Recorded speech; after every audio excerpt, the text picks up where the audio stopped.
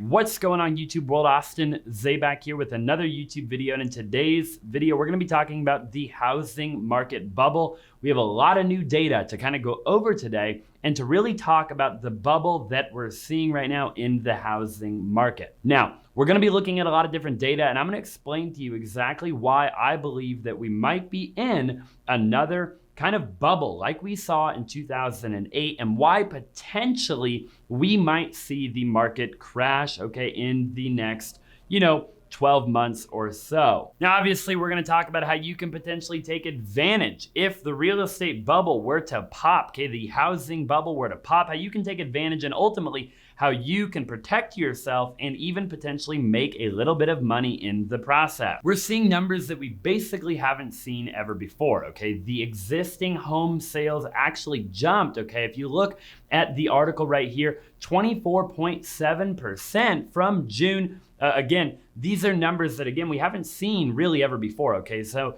that is obviously significantly higher than anticipated, okay? We had a total V-shaped recovery, and we're actually doing better now than essentially we were before everything kind of going on in the world. Check out this statistic by NAR, okay, the National Association of Realtors. This is pretty crazy. The median existing home price for all housing types in July was $304,100, up 8.5% from July of 2019, okay, $280,400, as prices rose pretty much in every single region, okay? July's national price increase actually marks 101 straight months basically of year-over-year gains, okay? I mean, just pretty dang crazy when you look at these different statistics. So this is actually the first time ever in history that the national median home prices actually breached, aka they went over the $300,000 mark. So you're sitting there, you're like, Austin, this is kind of scary, right? You're looking at all the different data. And it really does ultimately look like we are in a bubble, okay? It is kind of crazy.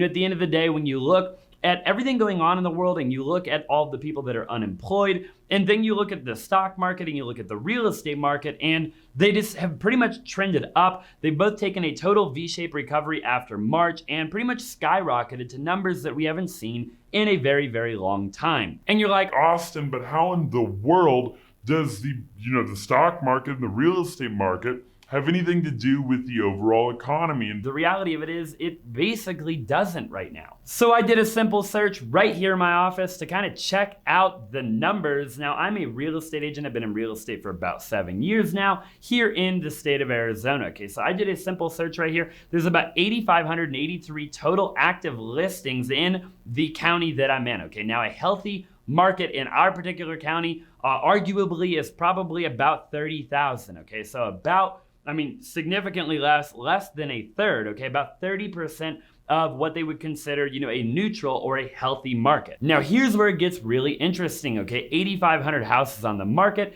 and that includes townhouses, single family, condos, pretty much everything, okay? But what we're gonna look at is the amount of sold in the last 30 days. So I'm gonna go ahead and adjust it to sold in the last 30 days from the 12th to the 12th, okay? And when I look at it, about 9,816 homes have actually been sold in the last 30 days in my market, okay? Now, we're seeing this obviously all over the entire country, but when you do the math on this, what this is essentially telling us is we have less than a 1 month supply in the Arizona market, in the Maricopa County market, okay? Now, what does that mean? You're like, Austin, what in the world does that mean? How does that have anything to do with me? And how does it mean that we're in a bubble? Okay, I'm gonna tell you exactly why right after you take a moment and you smash that like button for the YouTube algorithm. Okay, so what essentially that means is a neutral, healthy market is about a 3 or a 4 month supply, arguably, meaning if no new inventory came onto the market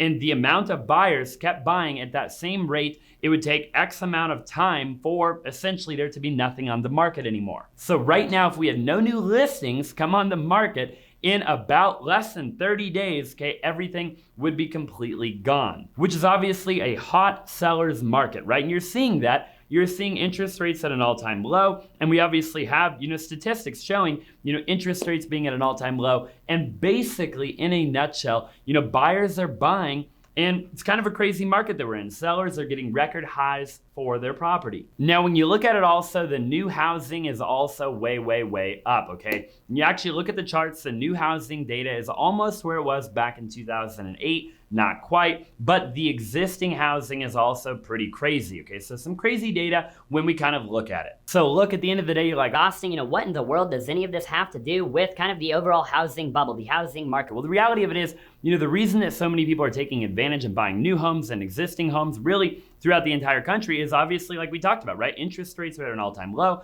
Interest rates are all the way down to 2.5 to 3%, right? And the Fed comes out and they obviously say that inflation rates are about the same as that, right? So in a nutshell, why would you not buy a new home right now, right? So buyers are buying and not as many sellers are selling because of everything going on right now. So there's a low supply in the market, but a high demand, creating prices obviously to trend upwards. I've been watching a bunch of videos and reading a bunch of articles, and the reality of it is, in terms of new home sales, you got to keep in mind another thing. A lot of people are working from home now, right? They don't mind, living further away than they used to. A lot of people that used to want to live into the city because they had to drive to work every day, they are not actually having to do that anymore, right? You look at a lot of the big corporations right now, and there have been multiple big corporations, which I'll show you on the screen, that have basically said, hey, don't come back to work, right? There have been some that said, hey, basically don't come back till 2021, and others that have said, hey, don't ever come back, right? We're going virtual, and you essentially don't have to come back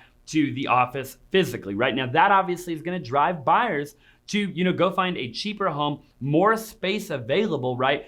Further out, right, than maybe obviously in the city. So, will that last forever? Nobody obviously knows, right? Nobody really knows at the end of the day if people are going to continue to do that forever. Probably not, obviously. Hence why, I'm saying potentially we're in the actual bubble. So kind of moving along to the mortgage delinquencies, there's been a ton of people, obviously a huge spike in mortgage delinquencies. And you can definitely look up that statistic and I'm going to show you. But, the problem is that in most states right now, we aren't at a point yet where they can foreclose on the home or even evict the tenant, okay? So, basically it has been very tough with the mortgage forbearance and everything like that to actually foreclose and to evict tenants. So we've basically seen that kind of sitting at a standstill. So obviously when you look at it on a chart, it's just kind of insane, right? The amount of people that, within a matter of a couple of months, maybe towards the end of the year or the beginning of next year are actually going to lose their home, right, to foreclosure. Okay, and that is obviously going to, take the market in a little bit of a different direction. Okay, so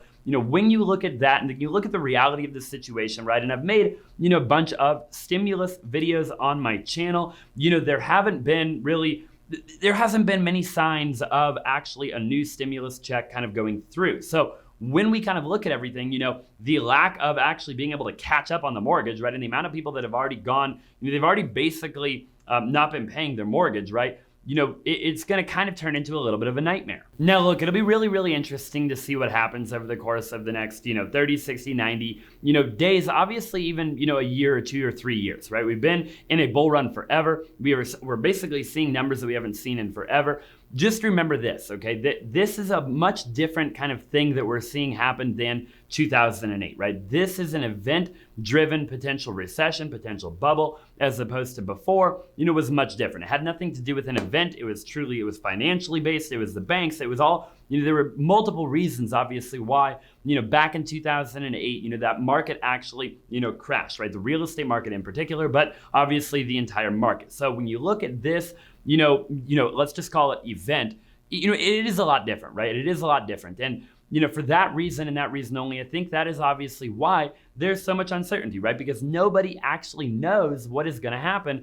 And obviously that's even including me. Okay. So how can you ultimately position yourself, to make money from, kind of this crazy time that we're living in? Look, at the end of the day, I would just recommend that, you go and you get a side hustle, right? You get 2 or 3 side hustles. You watch YouTube videos and you use your time wisely to make money, to make smart purchases. Don't be blowing your money right now, right? Stay cash heavy so that if something were to happen in the market and people were to lose their house, God forbid, and nobody wants that to happen, obviously, but it is a cycle and it is, economically speaking, right? You look, historically over time and there's cycles, right? And we are due for a cycle. Okay, now, obviously guys like Warren Buffett talk about how, that is where you can make money, right? You can make money in a down market. So I just encourage you to stay cash heavy, to stay liquid, right? Don't be illiquid right now. Don't be super illiquid. Don't have bad debt, right?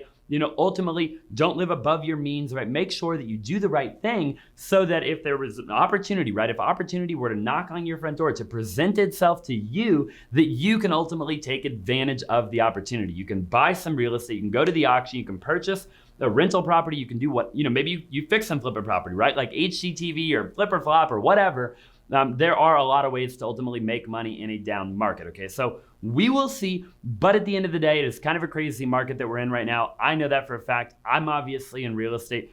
Nobody knows what is going to happen, right? We'll have to wait it out and see. Be smart with your money, okay? Don't over leverage yourself. And at the end of the day, if you haven't already, go ahead and just smash that like button, as it really does help me out with the YouTube algorithm. I would honestly love to know what your opinion is on the real estate market, okay? So if you have an opinion on the market, if you have an opinion on what is ultimately going to happen, drop in the comment section below. I would love to have a conversation with you. I try to reply to every single comment, so definitely comment.